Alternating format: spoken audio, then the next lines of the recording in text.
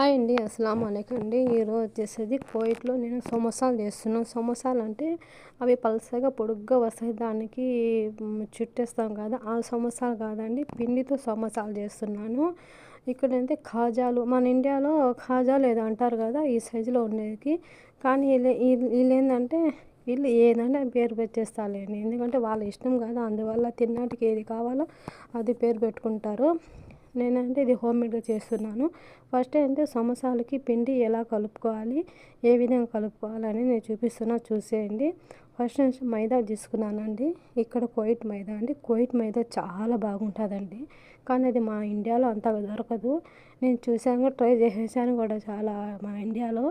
కానీ ఇక్కడ మైదా అంటే సూపర్ ఉంటుందండి. సౌదీలో గోధుమ పిండి అంటే ఫేమస్ అండి సౌదీలో. ఇక్కడ కోయిట్లో మైదా అంటే ఫేమస్ అండి. అది ఎలా తయారు చేస్తారో నాకు తెలియదు, కానీ ఇది కోయిట్లో మైదా పిండి డబ్బా, ఇది కవర్లు వస్తాయండి. 1 కేజీ గట్ట అలా వస్తాయి ప్యాకింగు. అదైతే సూపర్ వస్తాయి. నేను పోయేటప్పుడల్లా అదే తీసుకొని పోతాను నేను.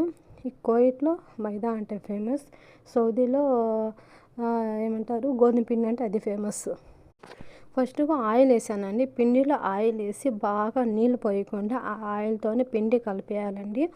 పిండి కలిపిన తర్వాత మనం ముద్ద చేసి ముద్దగా అయిపోతే ఆ పిండి పర్ఫెక్ట్గా వస్తాయని సమోసాలండి. తర్వాత కొంచెం వాటర్ వేసేసి చిన్న వేలుతోనే అలా కలపాలి. కలిపిన తర్వాత మొత్తం మెత్తంగా అది మనం కలిపే దాంట్లోనే ఉంటుందండి పిండి. ఎంత పిండి బాగా కలుపుతామో అంత స్మూత్గా ఉంటాయి, టేస్టీగా కరకర కూడా లాడుతూ ఉంటాయి, సూపర్ ఉంటాయండి. మెయిన్ మనం కలిపే దాంట్లోనే ఉంటుంది ఏదైనా కూడా.